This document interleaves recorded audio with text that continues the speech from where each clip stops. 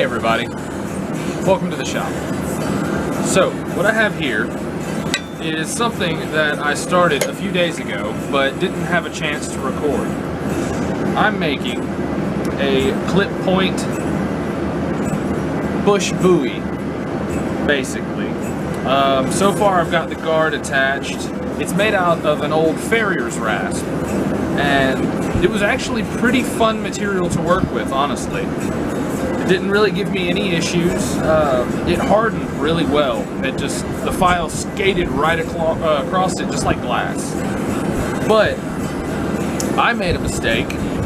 I had it in my trusty vise here, and I was trying to heat up the spine with my trusty map gas torch. Well, that worked so well it turned purple. So I ruined my temper. So what I'm going to do is I have my forge preheating right now, and when it gets up to proper temperature I'm going to throw this bad boy in there and I'm just going to requench it. And then I'm going to temper it the proper way in an oven. Now I don't have a big fancy kiln, unfortunately. Maybe when I get a proper shop. But, as of right now, I'll just use the oven inside. So, 4 holes pre-drilled while it was still soft, and I made up some really nice scales out of some red oak that we had left over as firewood that was really well seasoned. So I feel like the finished product will look quite nice. It's a little hard to hold. Something about like that, except for the holes I have nails. So I'm going to glue up my scales, get the nails cut. They're just the right size to fit in the holes and not really wobble. When all said and done, it'll hold together really well. Good hard material, will have a good temper on it. The guard is completely solid on there. I made it out of a ring from a horse bridle. So that was fun. I don't think it's the best work I've done or the best work I can do, but for being a bush chopper, it's not too bad. And honestly, the weight isn't that horrible. I don't know, for me it's not, but we'll see. Just depends on how everybody else feels about it. So, that aside, and these aside, this is technically my first official video showing any work. My first video that I posted was just a brief tour of my rat's nest of a shop. Something I just finished though is, now, it is a Gerber knife. It was a Gerber Bear Grylls Survival Edition knife or something like that. Absolutely love the blade. I love the geometry. I love the thickness of it. And it cuts really well, holds a good edge. It's got even this little finger groove here and on the back. Couldn't stand the handle. It was bright orange and gray. I know that so if you drop it while you're out surviving, you can find it more easily. Well, I'm not out eating snakes raw and climbing up waterfalls to kill a bat and cook its children, so I'm not worried about that. I took some of that same wood, but had more of a blonde mixed with a red, and I drilled it out and burned in the handle, cleaned it out really well, and alcohol rubbed the tang and epoxied it in there. But I did score up my tang, that way the epoxy had something to bond onto. And for my big hands, it's honestly a perfect fit. Someone with normal size hands probably would be a little cumbersome, which I get that, but this is, again, a personal knife for me, so I'm not too worried about it. I did have to alter the sheath a little bit because I had to cut this off right here. It was the wood was a little bit much, but I didn't want to remove any more wood, so I figured plastic. That'd probably be a better bet. But that being said, I think it's about time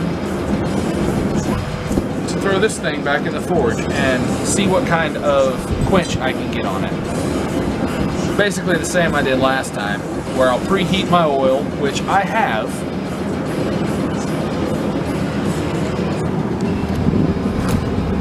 An ammo box that I so lovingly filled with used motor oil. And I've got this here railroad spike attempt back when I was using my coal forge, which had no coal in it. It was strictly just firewood, honestly. Probably would have got a much better burn with coal, but yeah, wood is free. And I've got plenty of it around here, so I put up with it. But yeah, railroad spikes suck. They make pretty knives, but as for usability, it varies. You know, it really depends on what material that particular spike is made out of, whether it'll hold a good edge or it'll roll like butter. Before I got into knife making, I bought one from Pigeon Forge, Tennessee, a couple hours away from where I live. It's beautiful. It has a nice sheath made out of leather. It just doesn't hold an edge, and the person filed the tip down to a really fine point. So anytime you went to cut, or you know, you poke something or go to pry, which is a bad idea, it would just bend and round the edge off. So I sharpened it one last time, oiled it, and put it up. It's a pretty piece. That's what I've come to the conclusion of. So anyway, most of the material that I like to use, I prefer to use 5160 spring steel. Best place I can find that is old cars. You know, anneal the metal, get the flex out of it, normalize it a few times, get it soft, and then you can do whatever you want with it. It's a great steel. It's got plenty of flexibility, plenty of rigidity, and it holds an edge really well. It's not prone to snapping. So, is it the best metal in the world? No, but I can get it anywhere, and it does what it needs to do, plain and simple. Oh boy. So my shop only has this back wall here, and the rest, except for that windbreak, is all open. So the wind kind of wreaks a little bit of havoc on my forge when it picks up until it gets to temperature, but it's not too bad. So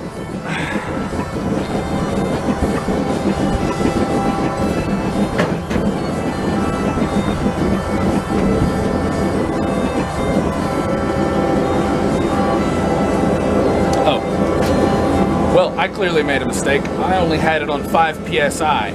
Should have had it on 10. So, there we go. It's blazing now. Might be a little bit loud. So let's go ahead and stick this in there. Get that big fat guard in there. Grab my tongs.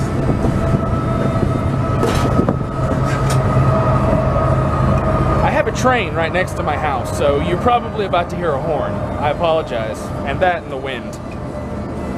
So grab my tongs and get it situated. Just let it heat up from there.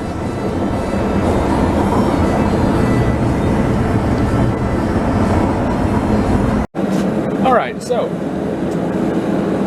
I've got the blade to a really nice orange color, but I've also got my piece of scrap metal spike up to a nice color as well. It goes in the oil first, that way I can get it up to a good temperature, so it doesn't quench the steel too quickly.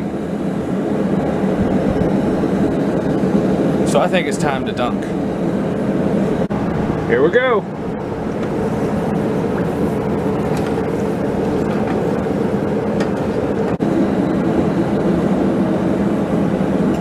All right.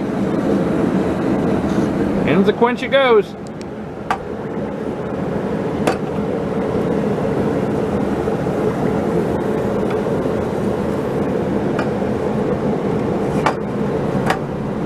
Guard's giving me a little difficulty.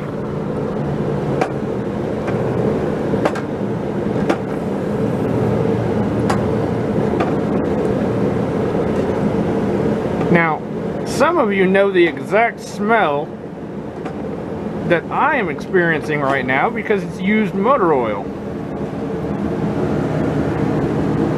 And to those of you who don't know that smell, it could be known as glory. Sweet, sweet glory. Or lung cancer, you know, whichever one you prefer. And the blade is nice and straight. That's exactly what we wanted. Now, of course,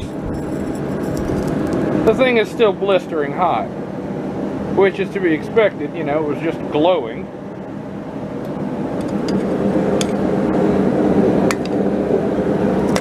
I really need to make a tool rack. Maybe that'll be a next video. Who knows? Let's see.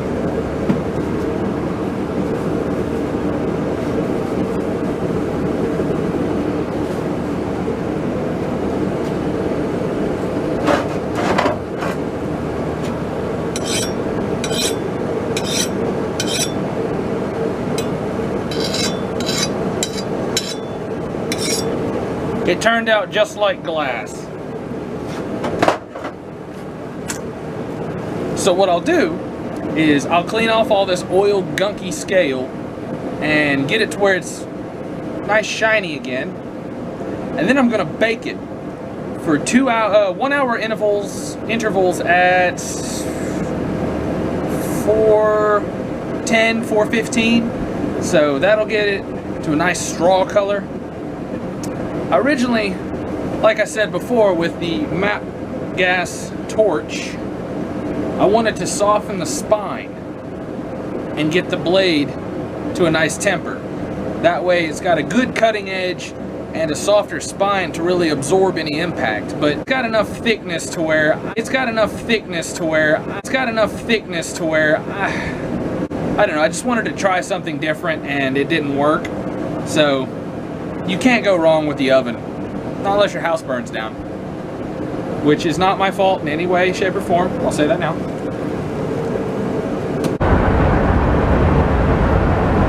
Open up my vise, put in my fancy log.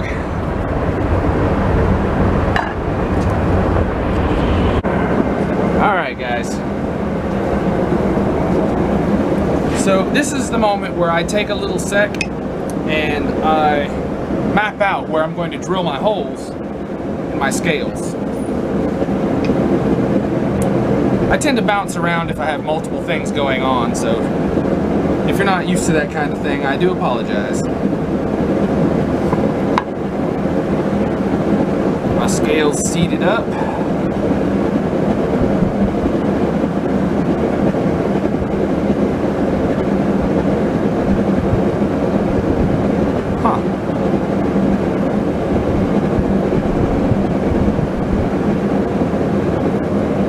Isn't that unfortunate? Well, it appears the metal's too thick for the Sharpie to get into, so new plan.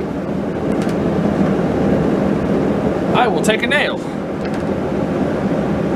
and I will put a little indentation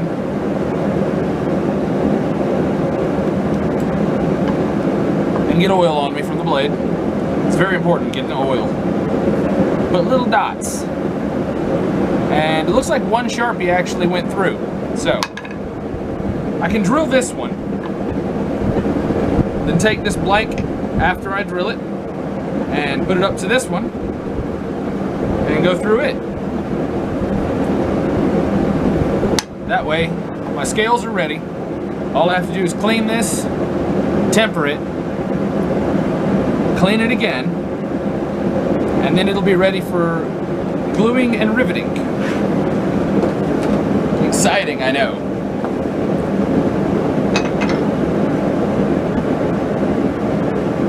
What do you guys think? Is that a little bit too much for a handle? I kind of like having options.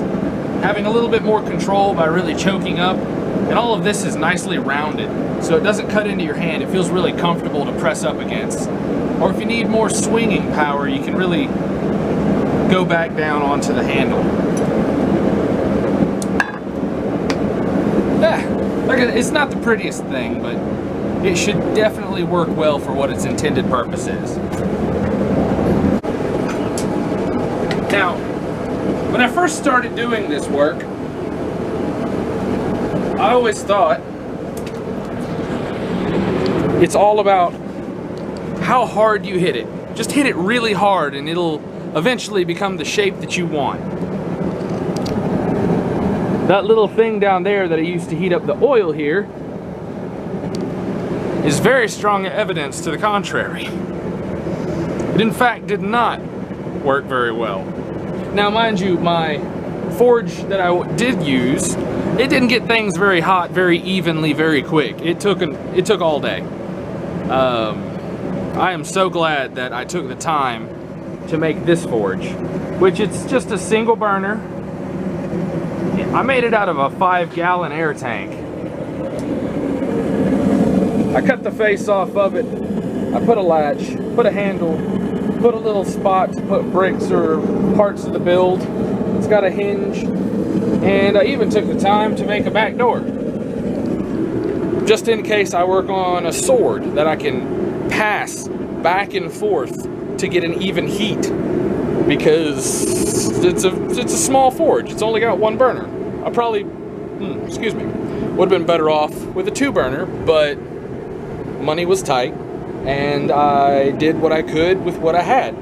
And I am happy with the way it turned out, honestly. I get plenty of heat for what I do. Maybe one day, when I finally get a proper shop, and I can quit my day job, which so many people in this profession say do not do, do not do. Well, when I get to a certain point, I plan on quitting my day job and focusing on this full time. I love it. I love every part of it. I even love the file and sand work, which, if I recall correctly, I think I read somewhere online that makes you certifiably insane. Whatever. As long as I'm happy, that's all I care about. And as long as my customers are happy. Because if they're not happy, I did a horrible job and I failed, and that's not good. So, progression, progression, progression. Better, better, better. It's always got to be better. And as a knife smith, that's the goal. So my plan is, I'm going to clean this up, get it nice and shiny, or at least the blade, about that much of it, to where I can see it turn that beautiful straw or wheat gold color. And that way, I know for a fact that it's got a good temper on it. Because right now, it's hard as glass. If I were to hit anything or drop it, it might break it so hard. I don't know. So we're going to draw that back a little bit. And I will see you, hopefully, if you enjoyed this ramble mess of mine as a first video, then maybe I'll see you on the next one.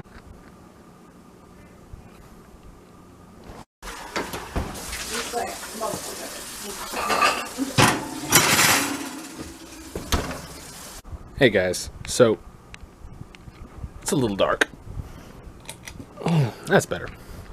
So just to really put this out there though, what got me started, or interested I should say, in this is I want to give a shout out to a few different YouTubers who really just kind of sparked my I already had an interest, but they really helped me push myself to get to the point to where I am now.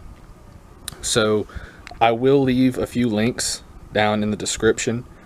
First and foremost is the first person I really just saw a cool weapon as a thumbnail and thought, why not, is ZNA Productions. He's a great guy. His videos are hilarious. I love the way he does them. He builds all kinds of crazy things. So if you can, give him a shout. Check him out. If you're watching my videos, and you should definitely enjoy his. And then the other one would be Alex Steele. He's younger than I am by a few years. He's British kid that blows my mind. If you go back to his original videos, he had a very cramped little workshop that he absolutely made work for him. He worked day and night. He ate, slept, bled, blacksmithing and forging and everything that he did. He clawed his way to where he is now. Since then, he had a different workshop, huge, over in Britain. And since then, this has been a couple years in the making now. Just this year, he moved here to the US. Now, anyone watching this probably knows who Alex Steele is. He is, in all intensive purposes, what I strive to be. Him and Will Stelter. If you haven't seen them, please give them a look. You will adore everything that they do. Not as much comedy as ZNA, but they have their own quirky ways. It's really nice. And Will is, in my opinion, which my opinion matters nothing, he's a master chef knife maker. I mean, his latest work he took to a chef knife competition, and I haven't seen who he's going against, but in my opinion, he can easily take the cake on that one. I mean, multi-bar twisted Damascus chef knife with faux ivory, a titanium spacer, and I believe bolo wood handle. Absolutely gorgeous. And Alec, I mean, he knows how to move steel in a way that just inspires me. Hopefully other people feel that way. I'm sure they do. But yeah, I'm rambling again. So down in the description, I'll leave a link to both their pages. If you know who they are, awesome. If you don't, please give them a look. So they don't even know I exist. That doesn't bother me. I just want to help support the people who inadvertently supported me to get to where I'm at. So see you later, I guess.